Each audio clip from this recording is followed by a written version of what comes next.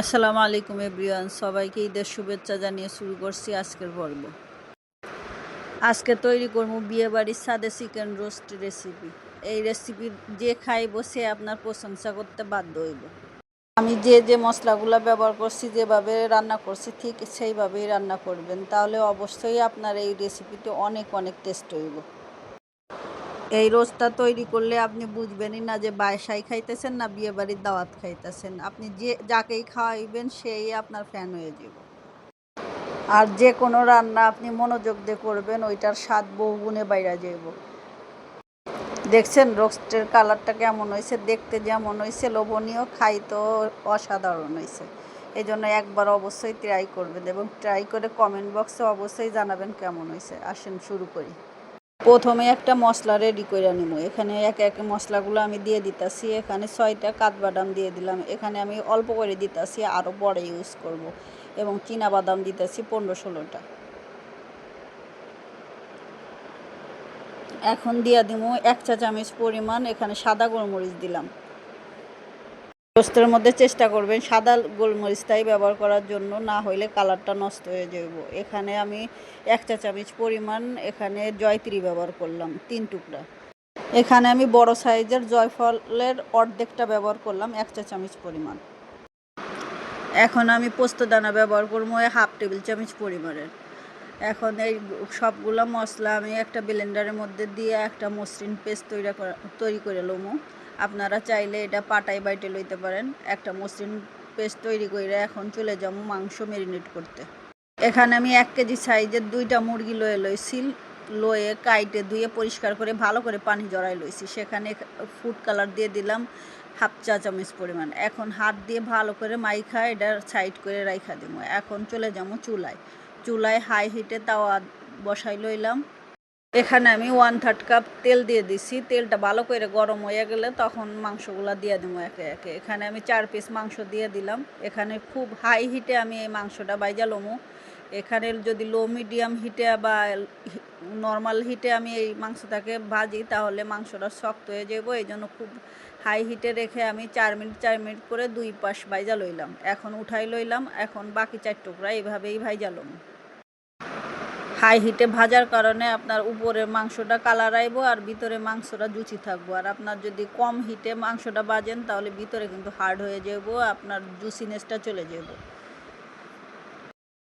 আমার 4 মিনিট করে 2 সাইডই ভাজা হয়ে গেছে। এখন আমি উঠাই লইতেছি। এখন চলে যাবো চুলায়।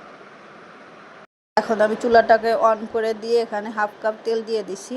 আপনারা তেলের পরিবর্তে এখানে অর্ধেক তেল অথবা অর্ধেক ঘি ব্যবহার করতে পারেন। আজকে আমি আর ঘি ব্যবহার করব না। আমি রেজালার মধ্যে ঘি ইউজ করছি, এই জন্য এখানে আমি তেল ব্যবহার করলাম। এখন আমি একে একে মশলা দিয়ে দিব। এখানে আমি 1/2 কাপ পেঁয়াজ দিয়েছি। পেঁয়াজটা লাল হয়ে আসলে মশলাগুলো একে একে দিব। এখানে আমি 1/3 টেবিল চামচ করে আদা রসুনের পেস্ট দিয়েছি। 1 চা চামচ শাহি জিরা দিয়েছি। এখানে আমি আধা চা চামচ শুকনা মরিচের গুঁড়া দিয়ে দিলাম। এখানে 5টা এলাচ এবং 2টা দারচিনি দিয়ে দিছি। দিলাম স্বাদ মতো লবণ দিয়ে মশলাটাকে ভালো করে কষাই লব। 10 থেকে 15 মিনিট ভালো করে কষাইতে যখন তেলটা আপনার মশলার থেকে সেপারেট হয়ে যাব, তখন মাংসটা দিয়ে দেব। মাংস দিয়ে মশলার মধ্যে কষাইতে থাকবো আর বাকি মশলা এর মধ্যে অ্যাড করতে থাকবো। এখানে আমি দিয়ে দিলাম 1 টেবিল চামচ টক দই এবং 1 টেবিল চামচ টমেটো সস দিয়ে ভালো করে লাইড়া চাইড়া আবার কষাইলাম। এখানে আমি 1/3 কাপ বেরেস্তা দিয়ে দিলাম। রাইখে দিলাম লাস্টে ব্যবহার করানোর লাগে।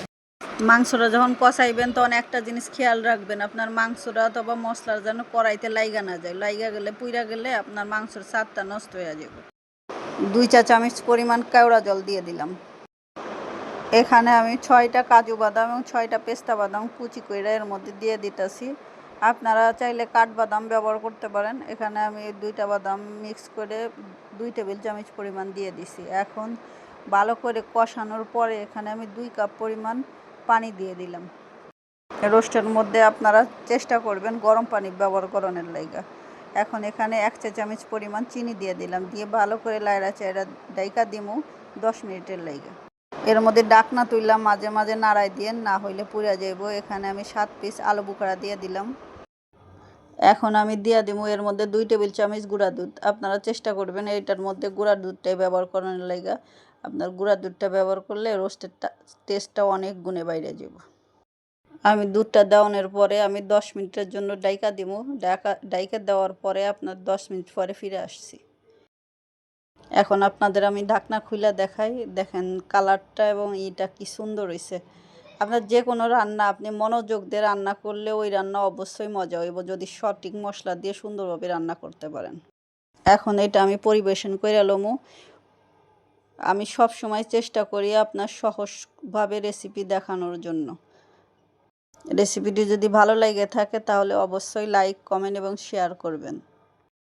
রেসিপি তৈরি করে কমেন্ট বক্সে জানাইবেন অবশ্যই কেমন হয়েছে। আশা করি নিরাশ হইবেন না আপনার যদি রেসিপিটি হুবহু দেখে তৈরি করে থাকেন। সবাইকে ঈদের শুভেচ্ছা জানিয়ে শেষ করছি আজকের পর্ব। সবাই ভালো থাকবেন, সুস্থ থাকবেন। আল্লাহ হাফেজ।